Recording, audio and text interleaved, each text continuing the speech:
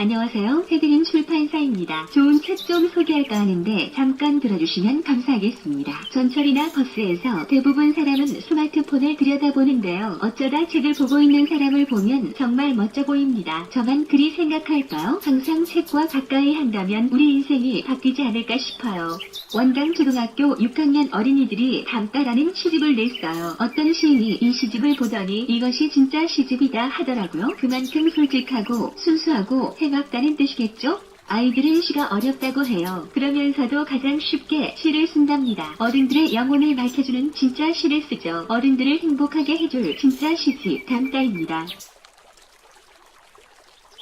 올해 68세인 오병남 할머니는 작년에 남편을 폐렴으로 떠나보냈어요. 그리고 할머니는 남편을 그리워하며 사별 300여일 만에 400편이 넘는 시를 썼답니다. 시를 써본 경험이 전혀 없는 할머니가 쓴 시들은 너무나 아름답고 숭고했습니다. 오병남 할머니는 시집 당신은 나에게 선물이었어요를 출간하였는데 아무리 사이가 나쁜 부부라도 이 시들을 읽으면 부부 간의 애정이 더욱 깊어질 거예요. 세상에 이렇게 사랑할 수 있을까 싶답니다.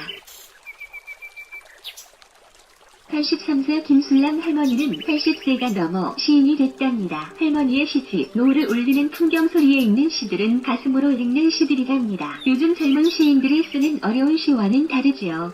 사람은 나이가 들수록 영혼이 맑아지는 것일까요? 할머니의 시들을 대하면 그런 생각이 든답니다. 이게 무슨 뜻일까 하는 어려움도 없고 시냇물처럼 자연스럽게 흐르는 시들을 감상해보세요.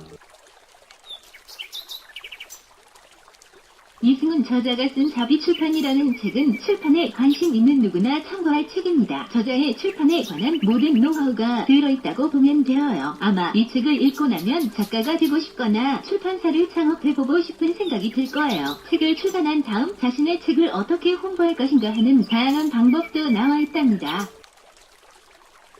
혹시 이상범 시인 아세요? 옛날에는 별의 시인이라고 불렸지요. 시를 한 50년 써왔으니 이제 경제에 이른 분이에요. 우리 출판사에서는 이분의 뒷터시집 푸득이면 날개가 되는 슬기로기 설악을 날다 이 두 권을 출간하였는데요. 컬러 양전본의 고급스럽고 예쁜 시집이랍니다. 아마 새로운 이야기의 세계를 느끼게 해줄 거예요.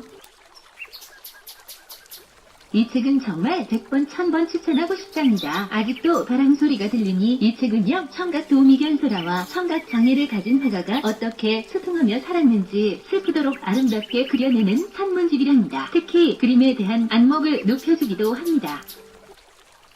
반려동물 좋아하세요? 심성이 착하고 영혼이 맑은 분들이 반려동물을 좋아하는 것 같아요. 소리를 듣지 못하는 저자에게 반려견 소라가 소리를 전달해주자 저자 박검택 화백 영혼에는 빛이 들어오기 시작합니다. 점차 그림도 밝아지지요.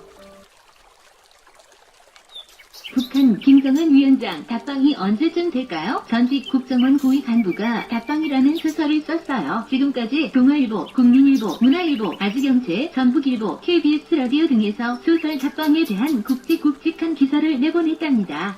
이 소설은요, 코엑스 저격사건, 김 위원장 전용기 폭파 사건, 백두산 화산 폭발과 독도 해저로 핵탄두 이동, 독도 도발로 일본과의 전쟁 등 스토리가 긴박하게 전개된답니다. 소설 전체 배경에는 남북한의 지윤과 현주의 애틋한 사랑이 펼쳐집니다. 홍수민의 가을나무섬은 청소년들을 위한 에세이집이에요. 현재 국세청 세무공무원으로 일하고 있는 저자가 학창시절의 꿈과 현실 사이에서 고민하며 힘들어하던 소재를 어린 친구 글의 입시에게 편지 형식으로 들려주는 방식으로 엮었어요. 어두운 곳에서 홀로 떨고 있는 청소년들에게 하나의 등대이자 인생 멘토로서 빨강머리인이나 키다리 아저씨 동화 속 주인공들처럼 힘든 환경이지만 꿋꿋이 일어서려고 하는 청소년들의 손을 잡아주고 싶은 마음을 가을나무 섬에 담았답니다.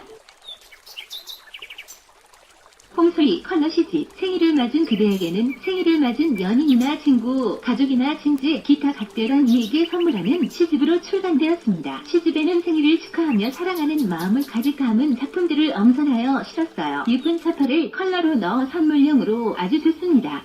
KBS 1 가족 힐링 드라마 빛나라 은수 마지막 회 때 빛나와 은수가 낭송한 생일을 맞은 그대에게가 바로 시인의 작품이죠. JTBC에서는 2019년 새해 첫 방송 때 시인의 작품 희망하는 기쁨을 화두처럼 인용하여 방송하기도 하였답니다. 만일 제가 중학교 때 앞서 마음 중학 수학이 있었다면 절대 수포자 안 됐을 거예요. 중학교 때 수학을 포기하니 사회 나와서까지 트라우마가 있더라고요. 뭔가 계산하기 싫어 대충 하게 되고 꼼꼼하게 따지기 싫어 하다 보니 손해보는 일이 많았어요. 초등학생들 선행학습 서로도 많이 이용하는 앞서 마음 중학 수학은 정말 아빠처럼 자상하게 개념 설명부터 잘 가르쳐준답니다. 서울대 출신 아빠가 중학생 딸에게 어떻게 하면 수학을 쉽게 가르쳐줄까 연구하여 쓴 학습서예요.